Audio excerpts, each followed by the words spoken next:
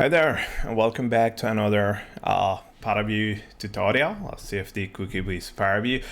So we have covered a lot in this series of tutorials. So now let's cover a little bit more post-processing, but to show you a new feature. Some people ask about what are these extractors. Okay, so this is a new feature. Be careful that probably an older version of paraview you're not going to find it. I'm using our paraview 6.1, the latest one.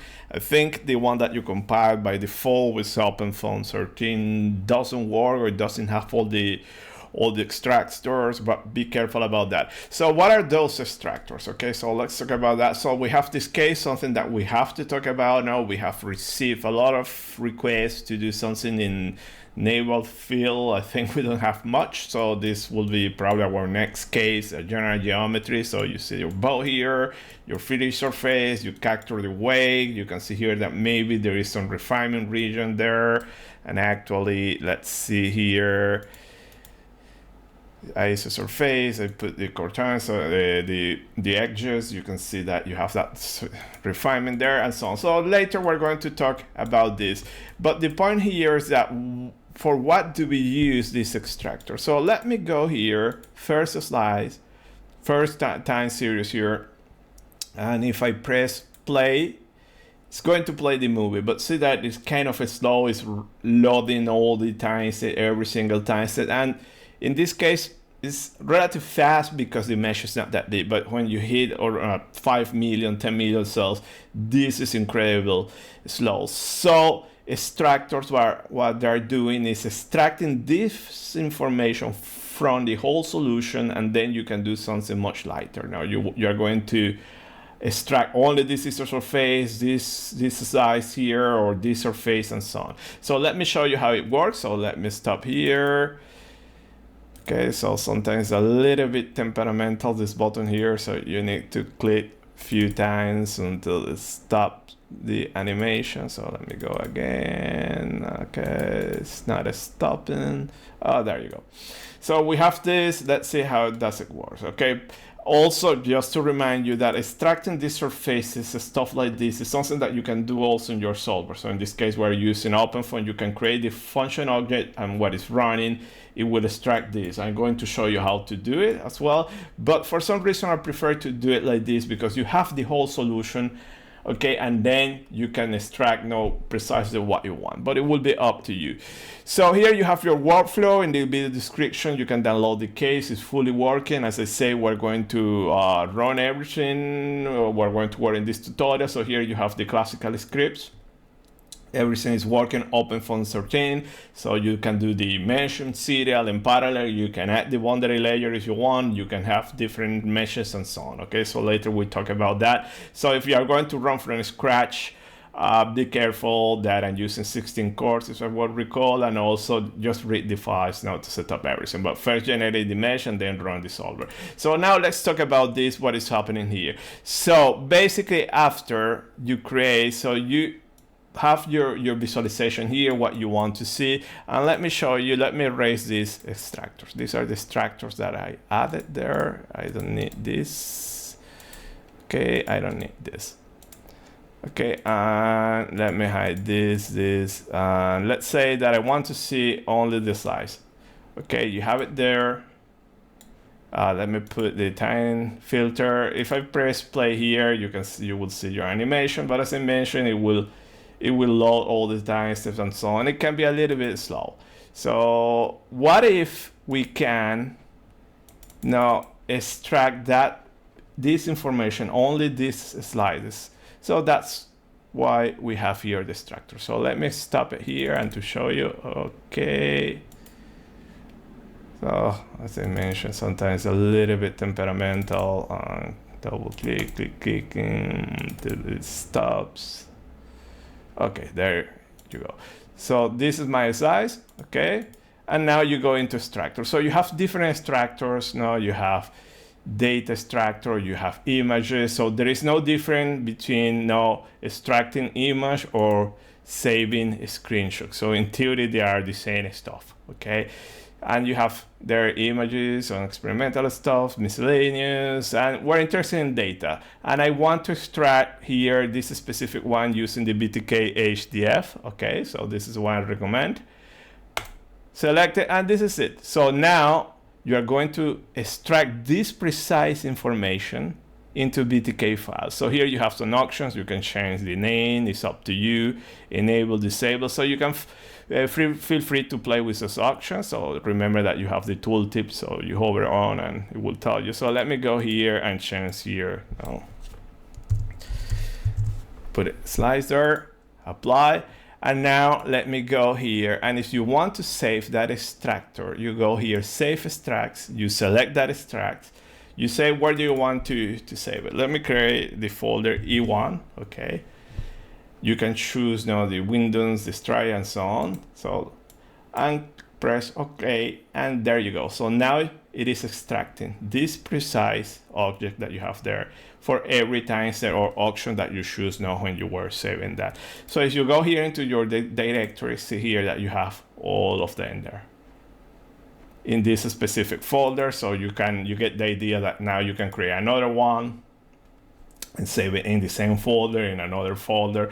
So I will show you that, okay? So let's finish this one, okay? So it will take, and as I mentioned, if you have very large data set, this can take a while, okay? But if you want to do animations and so on, I think it's the best way, because then you're going to see that it's very smooth. You only have the data in this plane, so it will be super fast. So let's wait for this extraction.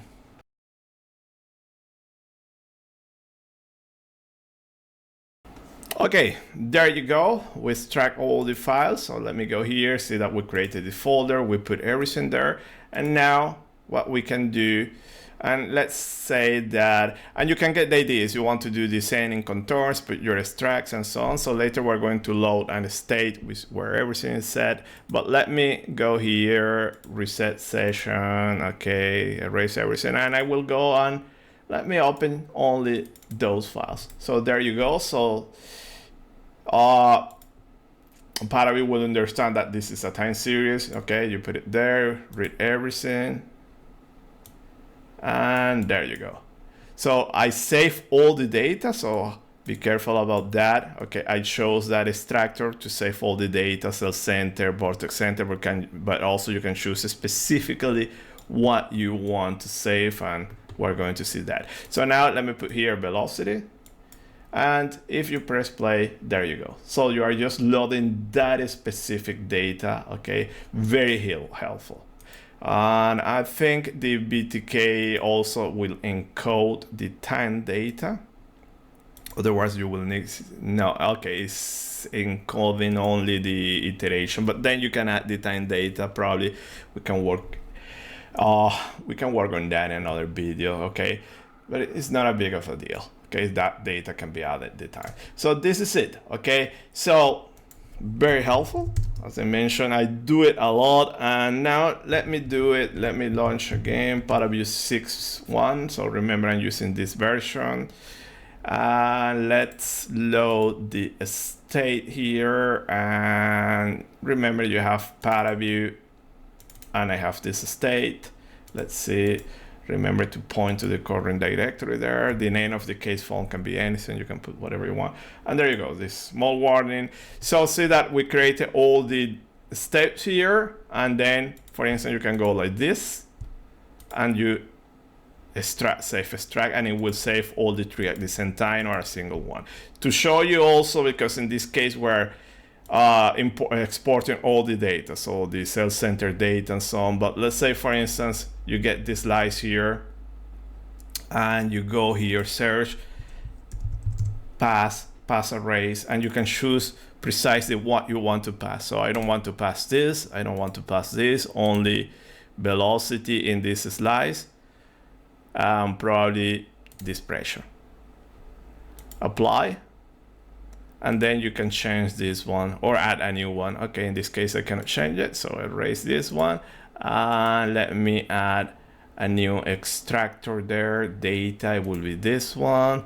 Let me go and call it here pass array. Remember, you have many options. So just you have the tooltip or read the documentation. And at this point, let's go here and save extracts. Okay, you can save it in that directory, or let me call it new, because I already have one there. Apply, okay, and there you go. Now it's saving everything. So see that you have the contour, the hole, the extracts, the pass array, everything. So at this point, let's wait to finish this extraction.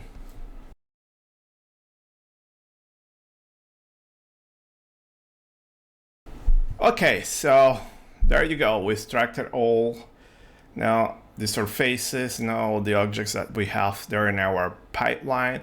And let me hide everything. And at this point, let's open those files. So I created here, extracts new, and let's say that I want the contour, this one. Put it there. And velocity, let me go last one, let me rescale was that one. And if you go there you go, press play. Okay, so first let me delete that pipeline because it was slowing down everything, so be careful about that.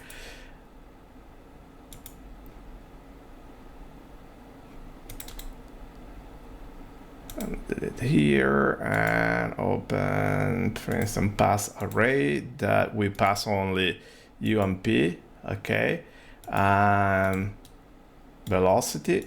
As you see, you limit the data size there. So for some reason, okay, it's playing just those 5 seconds. I don't know why. And then let me go here. Is you have contour, apply. Let me go last one on 99. And let me go reverse. And play 5. Okay, probably know why. Because I have a time manager, and likely in the time manager, I have their time. Okay, maximum, let's say 100 or 10, or put your 10. So, so yeah, let me reset this one. Okay, that will be another video to play with the time manager. I have it from the previous setup, if I'm not mistaken. Now let me go here, contour, apply, and there you go.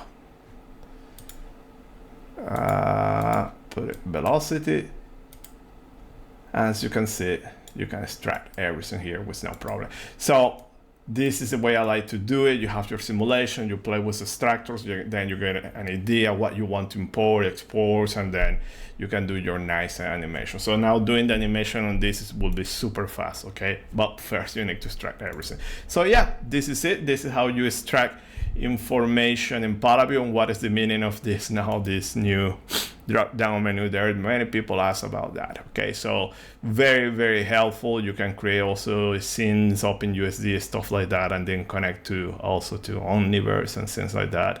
The image stuff is pretty much the same as the file there, so you play with that. So that's it for this video then. Okay, we have a couple of more, or another 2 or more videos to show you some additional options and update residuals, plot residuals on the fly, and so on. So thank you for your attention, and see you next video. Bye.